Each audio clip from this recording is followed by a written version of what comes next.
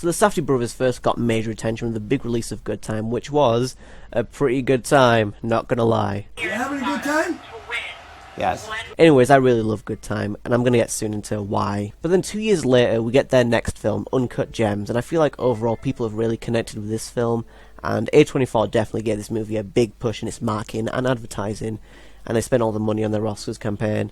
And I think that certainly helped with people being like, oh my god, yeah, this movie, it's sick. Especially when you got that Adam Sandler angle to it, where people are like, oh, Adam Sandler's in a good movie? What? Although Adam Sandler has proven before that he's a great actor in Meyerowitz Story and Punch Drunk Love. But anyway, both of these films are very similar in many aspects, like their tone and presentation, in how they're both kind of very anxiety-inducing and stressful films. So I'm going to compare both of these movies, even though really I probably shouldn't, because they are two different films, they're two different, forms of art. But I mean, people are going to naturally compare these movies, so I might as well talk about it. So here we go.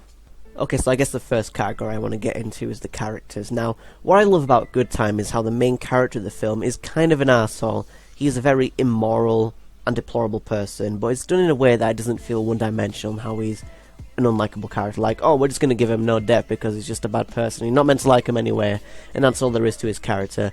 No, because what I like is that this character, and also all the other characters, feel very realistic and well defined, and that's definitely attributed to the writing, but also the performances really help sell these characters, especially Robert Pattinson, who does a really good New York accent, and he's from like England.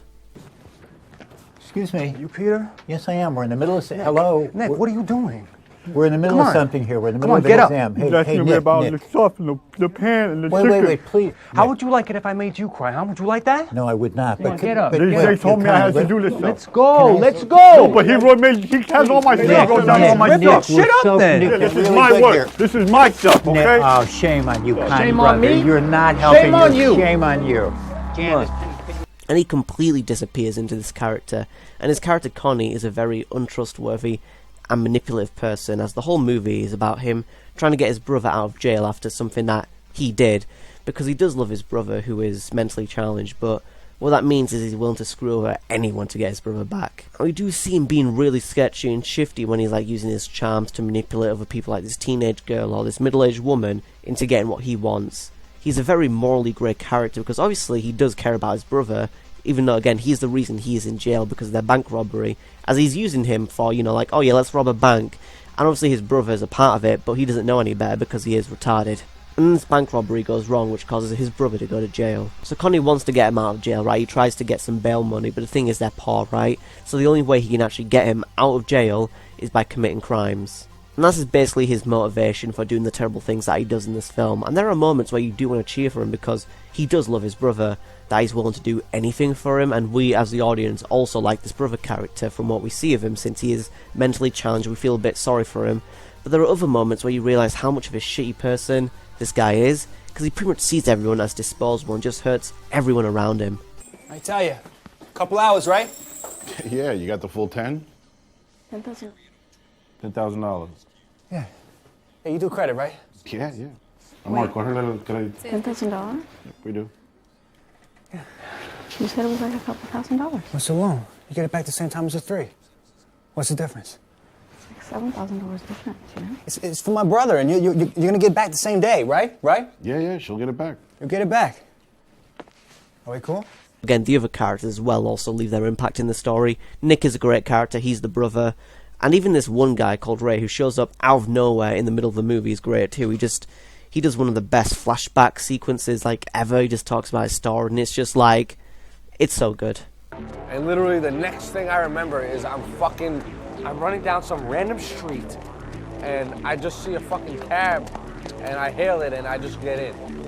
And this driver, he just kept talking to me, and I'm fucking tripping balls. Now with Uncut Gems, I think I might like the characters more in this film, even though I do love the characters in Good Time.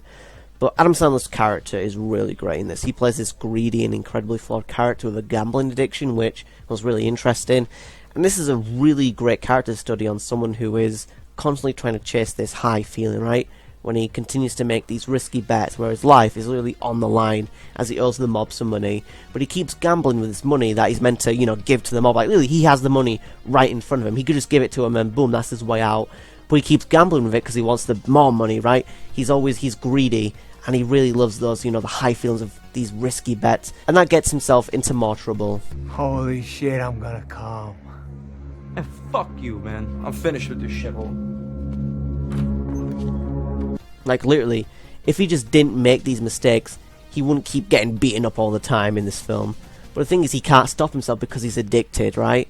He's addicted to winning big, and he's always chasing that feeling. And that's what I loved about this film, is how they were able to explore someone with a gambling addiction and actually convey that in a believable way. Because usually, if you have a main character like that, who is a fuck-up, and he keeps fucking up constantly, then you as the audience are going to probably stop caring about him because he's just causing his own problems, right? Like, oh, I can't even feel sorry, this is just you. But with this movie, although Howard is a very sleazy character, you do actually start to root for him when he's gambling with all this money, and you hope he does win big, because Adam Sandler's performance really adds a lot to making this character very endearing, as he's very expressive, he's very loud and cocky and over the top, which usually in Adam Sandler comedies, he's a bit too over the top.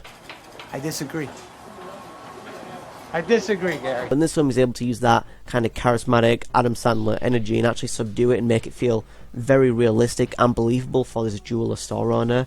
And since you do like this character, that makes this movie more intense, because he really can't help himself when he's making these bets, and that makes this movie quite sad, as you scream and scream, just stop being a fuck up, but he constantly needs that high from winning. So that's pretty much the point of the story, showing the effects of greed and what it can lead to when it's not controlled, as it pretty much just ruins your life, that untapped greed. I also liked how the film brought in elements of real life stuff as well, like the basketball player Kevin Garnett is in this, and he's actually great in the movie. And they also have The Weeknd in there too, he has a very short role, but all this helps the world feel more believable, and the other characters are great too, even though most of them are played by non-actors. But they give such natural performances that you'd be surprised to find out they're actually non-actors and they're just people they got from the streets to play these characters. I think that's what adds to the authenticity of the film, as everything feels very well blended together. However, with the presentation of these films, I think I personally prefer Good Time more, because Good Time has more of a unique style to it with how it's shot, with a lot of tight close-ups and handheld camera work, with a lot of quick cutting, where you feel very claustrophobic. And the lighting is very vibrant, and it has that kind of neon aesthetic to it, capturing that seedy nightlife. And this was a style that felt very distinct for the Safdie brothers, but unfortunately with Uncut Gems, although the style is still present, it's not to the same degree, and it feels like maybe this was done to make the film more accessible to a mainstream audience, I don't know, because they're not going to be used to all these claustrophobic close-ups, and they prefer to have some wide shots in there. But still, I like the cinematography overall, and it does distinguish itself from the nightlife aesthetic of Good Time by having a more gritty street life kind of feel, because parts of this film actually feel like they were actually filmed in real crowds, and that helps the world of the film feel even more believable, which I loved. But personally, I do love the guerrilla style filmmaking that Good Time has, because it was something that was so different to any film that you'd see normally. It was its own thing. Whereas Uncut Gems definitely feels like it has that bigger budget studio kind of feel in its presentation, because there aren't as many tight close-ups and such, which is kind of disappointing, but Uncut Gems still looks good. It's just that visually Good Time is more interesting to look at. So yeah, I'd give 1 point to the characters to Uncut Gems, 1 point on the presentation to Good Time. Now I guess I'll talk about the pacing real quick. I do think Good Time is more of a tightly knit film, and I've rewatched it so many times. I've probably seen it 30 times. I love this movie. And in the beginning, they immediately get you hooked, because the whole movie is pretty much the main character running around doing crazy shit right out of the gate. It is a big emotional roller coaster, with Connie trying to fix the situation with his brother, but everything he tries to do only makes things worse, which makes it more hectic and chaotic. I think that's the perfect word to describe Good Time is, it's very chaotic. However, with Uncut Gems, to be honest, this is kind of an unfair comparison, because Uncut Gems does go for something completely different. It's still chaotic, and I think the story is actually better developed in Uncut Gems, which is probably because they had a decade to work on the script, because they sent the script over to Adam Sandler. He was like, no, I don't want to be in the movie. And then but they only wanted Adam Sandler to play this character, right?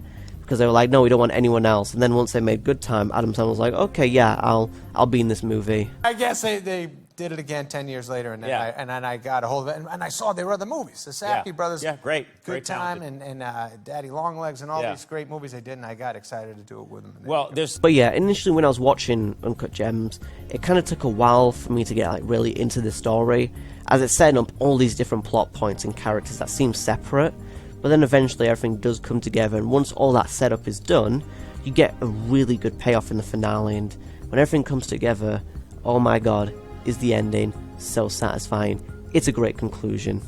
but it does take a while to like really get to that point. And don't get me wrong, I'm not saying the pacing of Uncut Gems is bad or worse than Good Time just because it's slower, as these are their own films and they're doing their own thing. But since I am comparing them, then I guess Good Time wins in this department, because I can see myself rewatching this film more times due to its kind of like quicker pace, whereas Uncut Gems does take its time. But still, honestly, you should really watch both of these movies because they're both great movies. And I'm not going to undermine how incredible Uncut Gems is, just because, Good Time is something I'd rather rewatch over Uncut Gems. And yeah, if I'm going to compare scores, I guess they're both neck and neck here, because the music in both films is great. So with that being said, I guess the winner is technically Good Time. But disclaimer, I do love both of these films, but I do feel like Good Time might have more sustainability. I don't know, it's hard to tell how a movie's going to hold with time. But Uncut Gems is also really ambitious in its scope, and it's definitely a movie you're going to keep thinking about. So, I guess that's the video. This is where I tell you that if you enjoyed the video, make sure you leave a like and share. And if you come across the channel for the first time, why not subscribe, as you might like my future videos and whatnot. It kind of makes sense, I guess. I don't know. But yeah, subscribe and peace.